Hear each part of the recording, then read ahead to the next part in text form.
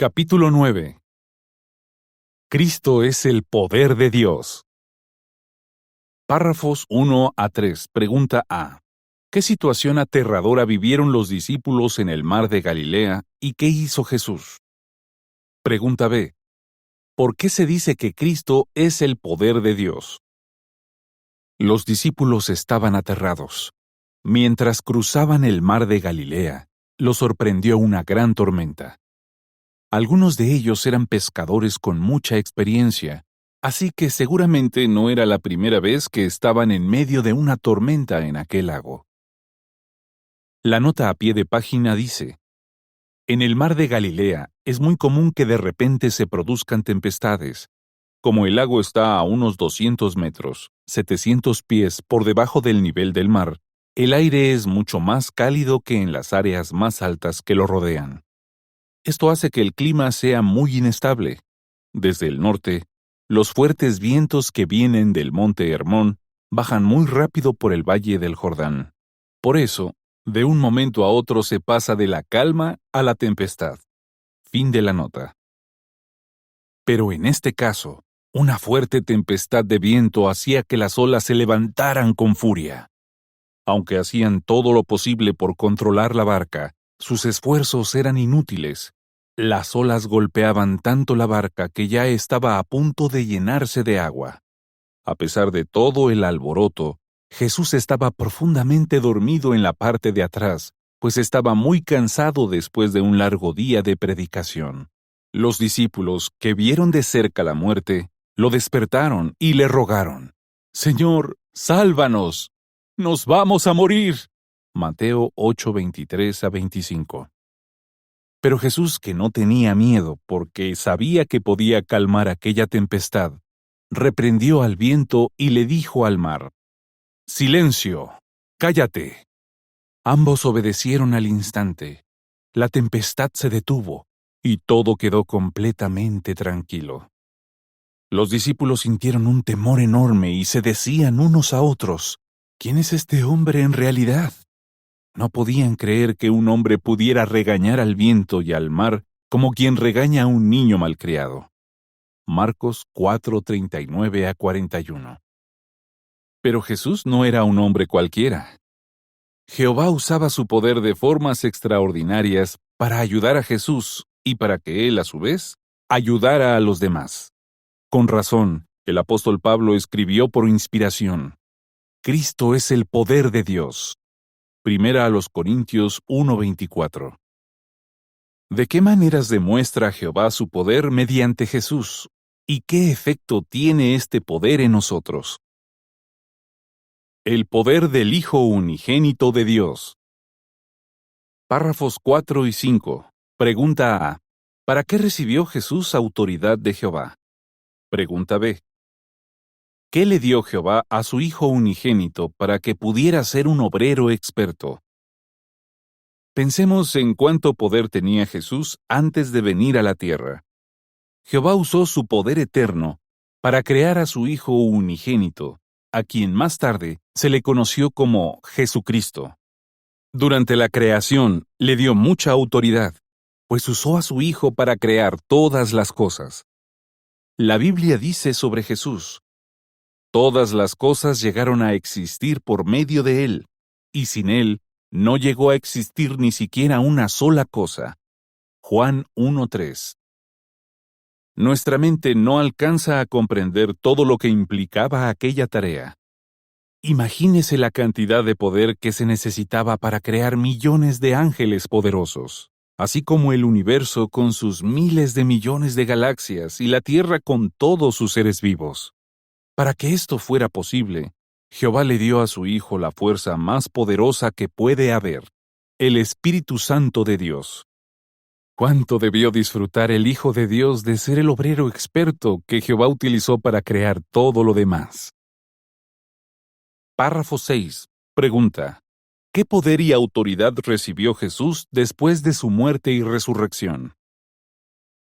¿Podría Jehová darle a su Hijo aún más poder y autoridad? Después de su muerte y resurrección, Jesús mismo dijo: «Se me ha dado toda la autoridad en el cielo y en la tierra». Mateo 28:18. Así es, Jehová le dio la capacidad y el derecho de gobernar todo el universo. Como Rey de Reyes y Señor de Señores, tiene permiso para destruir todo gobierno y toda autoridad y poder que se oponga a su Padre, ya sea en el cielo o en la tierra. Dios no dejó nada que no estuviera sometido a Él. El único que no está bajo la autoridad de Jesús es su Padre, Jehová. Párrafo 7. Pregunta: ¿por qué podemos estar seguros de que Jesús nunca abusará del poder que Jehová le ha dado? ¿Debería preocuparnos la posibilidad de que Jesús abuse del poder? Claro que no, pues ama mucho a su Padre y nunca haría nada que le desagradara. Además, sabe que aunque Dios es todopoderoso, jamás abusa del poder. Ha visto muchas veces que Jehová busca oportunidades para mostrar su fuerza a favor de los que le sirven con un corazón completo. Y al igual que su Padre, Él nos ama, así que podemos estar seguros de que siempre usará su poder para nuestro bien. Jesús ha demostrado que nunca usa mal su poder. Veamos de qué formas lo usó cuando estuvo en la tierra y por qué lo usó así. Poderoso en palabras. Párrafo 8. Pregunta: después de su bautismo, ¿qué cosas podía hacer Jesús y cómo utilizó el poder que Dios le dio? Por lo que sabemos, mientras iba creciendo en Nazaret, Jesús no hizo milagros. Sin embargo, todo cambió cuando se bautizó en el año 29 de nuestra era. Tenía unos 30 años. La Biblia dice que Dios lo ungió con Espíritu Santo y poder, y que fue por la tierra haciendo el bien y curando a todos los oprimidos por el diablo. Hechos 10:38. La expresión haciendo el bien indica que Jesús usaba su poder para ayudar a los demás. A partir de su bautismo, cuando Dios lo ungió con Espíritu Santo, demostró ser un profeta poderoso en acciones y palabras. Párrafos 9 a 11. Pregunta A. ¿Dónde solía enseñar Jesús? ¿Y qué tenía que lograr? Pregunta B. ¿Por qué quedaban impactadas las multitudes con la manera de enseñar de Jesús? ¿En qué sentido fue Jesús poderoso en palabras? Pensemos en esto. Muchas veces él enseñaba al aire libre. Podía ser en la orilla de un lago, en las laderas de las montañas, en las calles o en los mercados. Quienes estaban allí podían marcharse si no les interesaba lo que Jesús decía. Y como lo que él enseñó se escribió tiempo después, los que tenían interés debían grabar sus palabras en la mente y el corazón. Por eso, al enseñar, Jesús tenía que captar la atención de las personas y ayudarlas a entender y recordar lo que escuchaban. Pero lograr todo esto no era un problema para él. Veamos, por ejemplo, su Sermón del Monte. Una mañana, a principios del año 31 de nuestra era, una multitud se reunió en una ladera cerca del mar de Galilea. Algunos venían de Judea y Jerusalén, a 100 o 110 kilómetros, 60 o 70 millas de distancia. Otros del norte, de la región costera de Tiro y Sidón. Muchos enfermos se acercaron a Jesús para tocarlo y él los curó a todos. Después se puso a enseñarles. Cuando Jesús terminó de hablar, todos estaban impactados con lo que habían escuchado. ¿Por qué? Un hombre que escuchó el Sermón del Monte escribió años más tarde: las multitudes estaban impactadas con su manera de enseñar porque les enseñaba como una persona con autoridad. Mateo 7, 28 y 29. Todos podían ver la autoridad con la que Jesús hablaba, pues les enseñaba lo que Jehová quería transmitirles y apoyaba con la palabra de Dios todo lo que decía. Jesús hablaba de forma muy clara, y nadie podía negar que lo que decía era cierto. Además, quienes lo escuchaban se sentían motivados a hacer lo que él enseñaba. Los ayudaba a entender la verdadera causa de los problemas y a analizar qué clase de personas eran. Les dijo cómo podían ser felices y les enseñó a orar, a buscar el reino de Dios y a construirse un buen futuro. Mateo 5:3 a 7:27. Su mensaje llegó al corazón de quienes tenían hambre de justicia y verdad. Por eso estuvieron dispuestos a renunciar a sí mismos y dejarlo todo por seguirlo. Qué poderosas eran las palabras de Jesús. Poderoso en acciones. Párrafos 12 y 13. Pregunta: ¿en qué sentido era Jesús poderoso en acciones? ¿Y qué distintos tipos de milagros hizo? Jesús también era poderoso en acciones. En los Evangelios encontramos más de 30 milagros de Jesús, y todos los hizo con el poder de Jehová. Esos milagros beneficiaron a miles de personas. Pensemos tan solo en 2 ocasiones en las que Jesús alimentó a mucha gente. Una vez fueron 5,000 hombres y otra 4,000. Si además contamos a las mujeres y a los niños, serían muchos miles más. La nota a pie de página dice: la Biblia habla de cierta ocasión en la que toda la ciudad fue a verlo y curó a muchas personas. Marcos 1:32 a 34. En los Evangelios hay más casos como este, que indican que Jesús hizo muchos milagros en una sola ocasión. Fin de la nota. Jesús hizo muchos tipos de milagros. Tenía autoridad sobre los demonios y los expulsaba sin dificultad. También controlaba los elementos naturales. Por ejemplo, pudo convertir el agua en vino. En otra ocasión, los discípulos vieron a Jesús caminando sobre el mar. ¿Cuántos se asombrarían? Además, podía curar cualquier enfermedad, desde los defectos físicos hasta las enfermedades crónicas y las mortales. Curó a las personas de distintas maneras. A unas las sanó a distancia y a otras las tocó directamente. Unos recuperaron la salud de inmediato y otros de forma gradual. Párrafo 14. Pregunta: ¿en qué circunstancias demostró Jesús que podía resucitar a los muertos? Pero el poder que Jesús tenía para resucitar a los muertos era todavía más impresionante. La Biblia habla de 3 resurrecciones que él hizo. En la primera, unos padres recuperaron a su hija de 12 años. En la segunda, una viuda a su único hijo. Y en la tercera, 2 mujeres a su querido hermano. Lucas 7, 11 a 15, 8, 49 a 56 y Juan 11, 38 a 44. Jesús pudo resucitarlo sin importar las circunstancias de cada caso. Por ejemplo, a la niña de 12 años la levantó poco después de morir, cuando aún estaba en la cama en la que había muerto. Al hijo de la viuda lo debió resucitar el mismo día de su muerte, cuando todavía estaba en la camilla funeraria. Y Lázaro llevaba 4 días en la tumba para el momento en que Jesús le devolvió la vida. Usa el poder con altruismo, responsabilidad y consideración. Párrafos 15 y 16. Pregunta: ¿qué indica que Jesús usó el poder con altruismo? Imagínese que un gobernante tuviera el poder de Jesús. ¿Cuántos abusos podría cometer? Normalmente, los gobernantes humanos son egoístas, orgullosos y codiciosos, así que usan su poder para hacerles daño a otros. Pero Jesús se negó a hacer eso. Él no cometió ningún pecado. En vez de usar su poder para su propio beneficio, Jesús siempre lo usó con altruismo, pensando en los demás. Por ejemplo, cuando tuvo hambre, no quiso convertir las piedras en panes. Además, tenía muy pocas cosas, y eso demuestra que no usó su poder para hacerse rico. Por otro lado, en cada milagro, gastaba parte de sus fuerzas. Jesús podía sentir que salía poder de él hasta cuando curaba a una sola persona. Pero él permitía que las multitudes lo tocaran para recuperar la salud. ¿Verdad que fue muy altruista al usar su poder?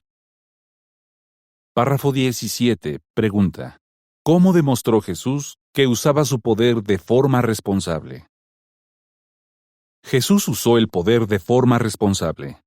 Nunca lo usó para impresionar a otros o llamar la atención. Por ejemplo, cuando Herodes le pidió por pura curiosidad que hiciera un milagro, Jesús se negó. Él no iba por ahí hablando de su poder. Es más, muchas veces les decía a quienes curaba que no se lo contaran a nadie. Marcos 5:43 y 7:36. No quería que la gente pusiera su fe en él por informes sensacionalistas. Párrafos 18 a 20. Pregunta A. ¿Qué motivaba a Jesús a usar su poder para ayudar a la gente? Pregunta B. ¿Qué siente usted al ver cómo curó Jesús a un sordo? Jesús, que era tan poderoso, no se parecía en nada a los gobernantes desconsiderados, totalmente insensibles a las necesidades y al sufrimiento de los demás. A él le importaba la gente, así que cuando veía a alguien sufrir, se conmovía profundamente y se sentía impulsado a ayudarlo. Pensaba en los sentimientos y necesidades de la gente y lo demostraba por la forma tan amorosa de usar su poder.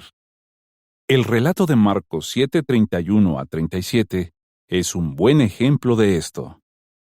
En aquella ocasión, grandes multitudes buscaron a Jesús y le llevaron muchos enfermos, y él los curó a todos. Sin embargo, se fijó en un hombre en particular.